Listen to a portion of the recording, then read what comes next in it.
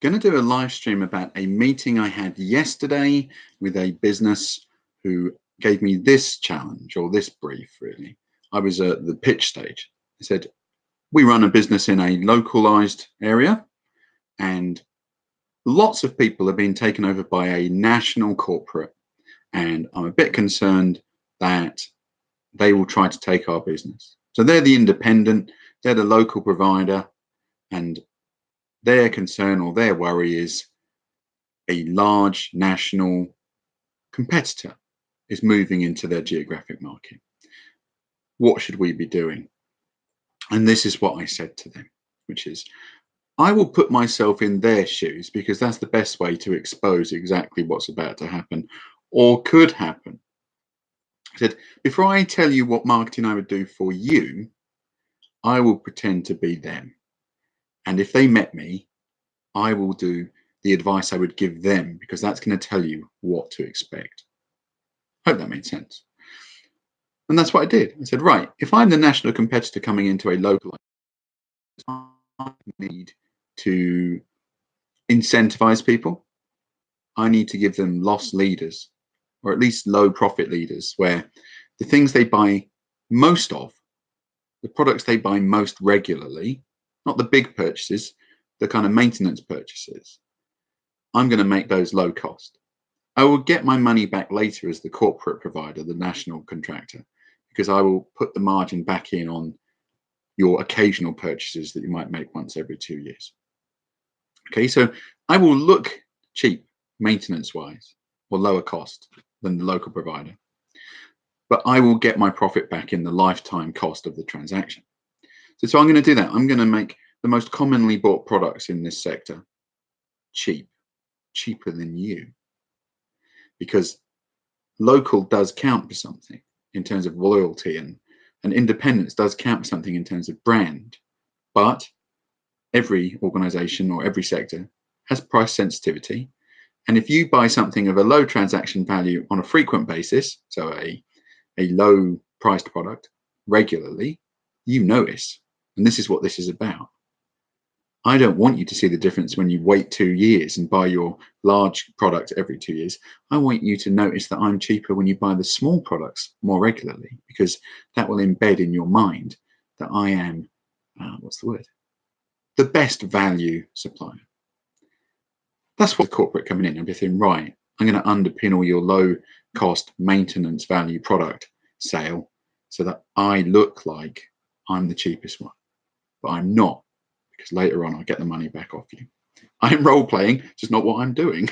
I'm role playing the large corporate coming in trying to take an independence business. That's the first thing I will do. The second thing I will do is I will be seen. And I need to be seen as a local provider, even though I'm not. Even though I'm the corporate brand, I need to look as local as you, as the independent, if not more local. And I will map out, as the corporate, who are the local personalities, who are the local charities, who are the local, champions. What stands most for local? And we will align ourselves with them. We will sponsor local charities. We will sponsor local schools. We will sponsor local businesses, small businesses, not the one the corporate's trying to take over from, but other ones. And we will be seen quite a lot as being aligned, brand alignment with the local cause. See that a lot, right? I mean, there's quite a big hotel chain just moved into our area. They've done quite a lot of work on, we are caring for the community and we are part of the community, and they employ people. That makes them a local contributor. But it's not by accident. It is a marketing communication, very visible one, that says we are part of this community. This company, I'm talking about the hotel chain, that's a global company. If you go and say to the owner of that company, where I live, in Bude, how's your hotel doing in Bude? They'll just be like, where's that? However, the strategy, the model that gets repeated is we are a local provider. Is that local washing? Let's call it that. If you aren't an environmental company and you make out you have an environmental brand, that's kind of any petrol company. They have green logos. They call that greenwashing, don't they? So this is kind of local washing a bit, which is, I employ people in the community. That makes me part of the community. I'm not belittling that at all. But from a marketing perspective and a digital marketing perspective, we look like we are the local provider who cares most. Very annoying for an independent. Very annoying. I could see the person I was speaking to thinking, this isn't fair. All right. So I said, that's what I would do if I was them. I then said, I'm going to be visible everywhere.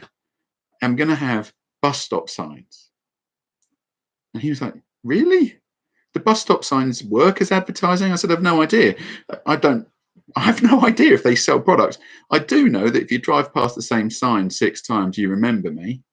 That's what brand awareness is. If you see my brand 6, 7, 8 times over a short period of time, you don't remember it the first time, you don't remember it the second time, you remember it the 7th time. And that's why bus stop signs, fixed signs on routes for the local market who spin around these roads, right? School run, work run, all the rest of it. They work because I see you over and over again. I might not register it, but I see you over and over again. So I would look at the roadmap system for the area, think, where do most people go? I'm going to find the bus stop ad there, and we're going to have that one. If you went the whole way, if you're in a bigger area, taxi ads, right? When you sign write a taxi, you really get brand awareness there because people see it and they think it's on more than one taxi. Hardly ever is, but they see it and they're, oh, it's on 7 or 8 taxis. Because the taxi keeps rotating. That's my point. Rotating around the cycle of the local area. So the brand just, right? And you get to know me. So I look like the local provider. And then the final bit, which is the bit where I come in, isn't it? Nothing too smart so far. We're talking about real marketing, traditional marketing, alliances, collaborations, targeted brand placement. Digitally, I'm gonna take your channel.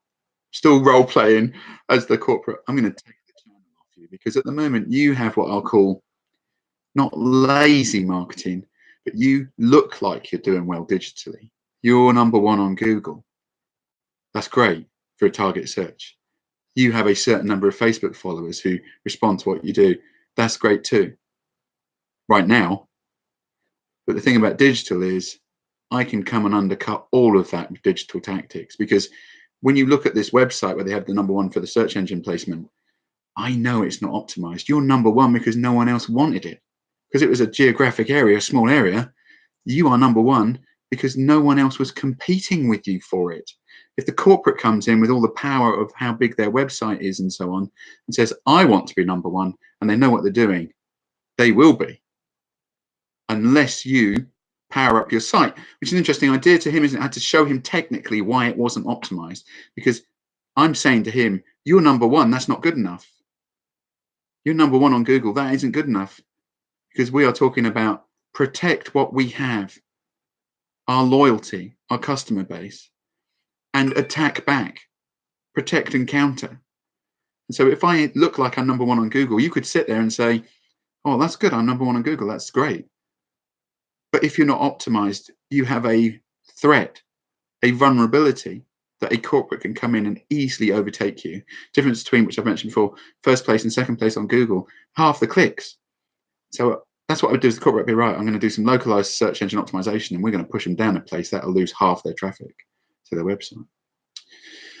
Now, the one thing I can't do as a corporate, a large provider, when I come in and try and take over the local business, is I can't get to your customer database. That's the only thing I can't get digitally. Everything else I can get. I can advertise more than you.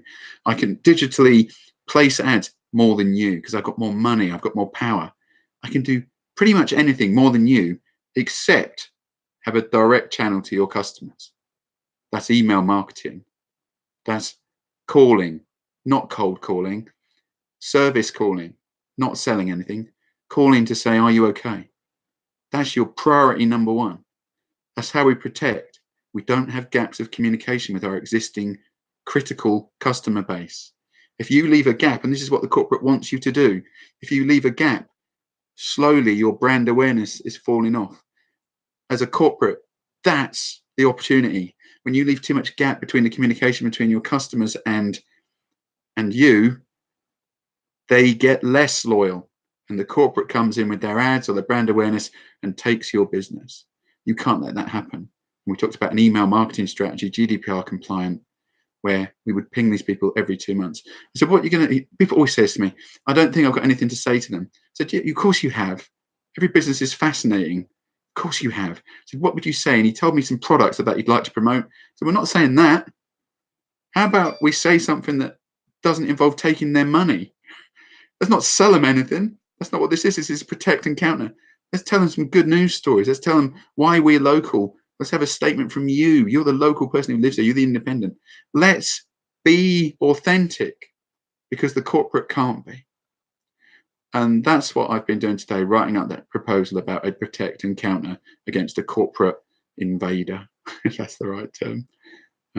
He did say to me at the end, he said, thanks a lot. I'm feeling really good about myself. I said, well, yeah, you asked me, I tell you. I also tell you what you can do about it. Have a good weekend.